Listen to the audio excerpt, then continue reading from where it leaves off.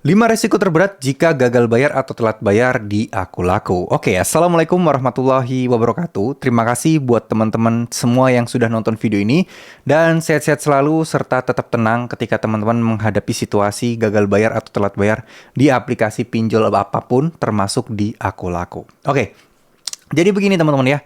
Saya tahu banget ya, ketika teman-teman gagal bayar atau telat bayar di Akulaku pasti akan mendapati banyak banget penagihan-penagihan, ya mungkin ancaman-ancaman dalam tanda kutip ya, tentu saja.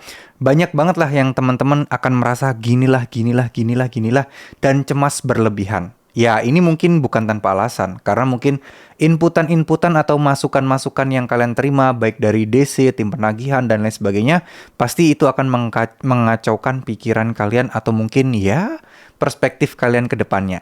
Nah, video kali ini saya pengen share aja ya teman-teman ya, 5 resiko terberat sebenarnya apa sih, sehingga teman-teman tahu dan selanjutnya teman-teman nggak akan gampang dibodoh-bodohin atau nggak akan gampang juga masuk ke dalam perangkap atau jebakan para DC-DC yang tidak bertanggung jawab, ya mungkin dengan ancaman yang tidak masuk akal tentunya. Oke, yang pertama di sini yang pasti adalah denda. Denda udah pasti nggak bisa teman-teman lewatkan ya. Denda itu udah pasti akan kalian dapatkan ya. Itu udah pasti.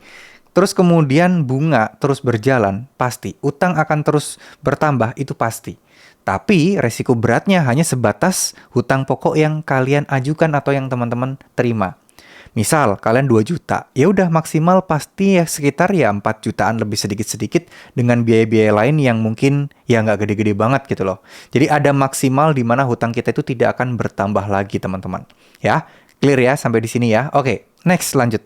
Yang kedua tentu saja di sini teman-teman setelah denda, teman-teman akan menghadapi teror-teror dalam tanda kutip ya, penagihan-penagihan secara terus-menerus. Ini bisa melalui by phone ya, by telepon, by WA, by SMS, email dan seterusnya. Masih media elektronik dulu. Kalian akan terus ditagih terus, bahkan ya kadang juga yang nelponin robot, kadang juga manusia, tapi biasanya kalau telatnya udah cukup lama biasanya manusia. Ya, nah di sini ini tentu saja ada beberapa orang yang lebih kuat mentalnya, ada juga yang enggak. Keganggu banget, stres, nggak bisa kerja. Apalagi menanggapi segala atau semua ya telepon-telepon dari mereka. Ini tentu akan bikin stres, bikin pusing, bikin pikiran kita kacau. Ya, jadi dari sini teman-teman boleh nggak kita cuman sekali aja nanggepin, selebihnya nggak boleh banget.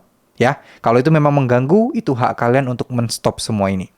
Nah, yang ketiga ini adalah penagihan secara langsung atau DC lapangan.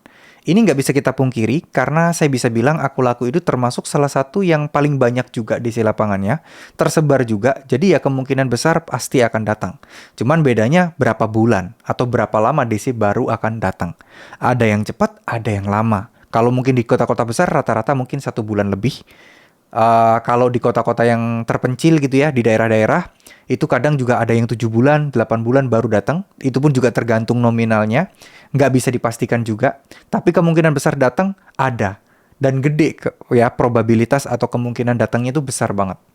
Nah, di si lapangan ini, apakah teman-teman harus takut? Apakah ini menjadi sebuah masalah terberat? Jawabannya sih enggak. Kenapa saya bilang enggak? Karena ini adalah, ya sebenarnya Akulaku diatur oleh undang-undang. Mereka masih dikekang oleh undang-undang dan nggak bisa melakukan tindakan-tindakan di luar ya kebijakan-kebijakan yang berlaku. Nggak bisa seperti itu teman-teman. Jadi mereka mau ngancam apa? Nyita barang, membawa ke kantor polisi. Nggak bisa seperti itu. Mereka mau nyegat kalian di jalanan, mau menyita kendaraan kalian. Nggak bisa seperti itu. Ini urusannya perdata. Untuk urusan sita menyita harus melalui proses pengadilan. Ya. Nah selanjutnya yang keempat, akan ada somasi. Yang mana somasi ini ancamannya akan masuk ke jalur hukum, kalian akan dipanggil ke persidangan dan seterusnya. Menurut saya ini tidak perlu ditakutkan. Ini mungkin masih lebih berat DC lah ya, karena kita menghadapi langsung manusia. Kalau somasi ini juga termasuk menjadi salah satu resiko berat, karena orang langsung berasumsi dan beranggapan, wah kena nih saya bakal masuk ke persidangan nih. Saya bakal masuk ke sidang meskipun bukan pidana, meskipun bukan beresiko ke penjara. Tapi kan kadang orang takut ya mendengar nama sidang aja itu takut gitu loh. Ini enggak. Meskipun kalian disomasi dan ada ancaman seperti itu, tapi kemungkinan kecil sekali kemungkinannya bakal benar-benar kalian dipanggil. Sangat kecil sekali teman-teman, beneran deh. Hampir mungkin tidak pernah terjadi aku laku membawa kasus nasabah yang gagal bayar itu ke pengadilan. Jarang. Ya. Nah, yang kelima apa? Yang kelima adalah slik OJK. Nah, ini udah pasti. Kenapa ini menjadi salah satu yang berat juga? Karena ini efeknya jangka panjang. Nggak akan hilang-hilang. Kalau denda, bunga itu pasti akan berhenti. Penelponan itu kemungkinan besar juga nggak lama-lama berhenti. Diisi lapangan juga paling berapa kali sih datang ke rumah berhenti. Ya, teman-teman ya. Terus kemudian somasi ya nggak bakal terus-terusan. Nah, slik OJK ini yang terus ada. Selama utang kalian nggak dianggap lunas oleh mereka, ini bakal terus ada. Ya, tapi apa ini berbahaya? Tapi apakah ini sangat mengganggu kehidupan kita? Ya tergantung. Kalau kalian pengen nanti suatu saat ya ada minjam-minjam lagi, ya ini akan jadi masalah.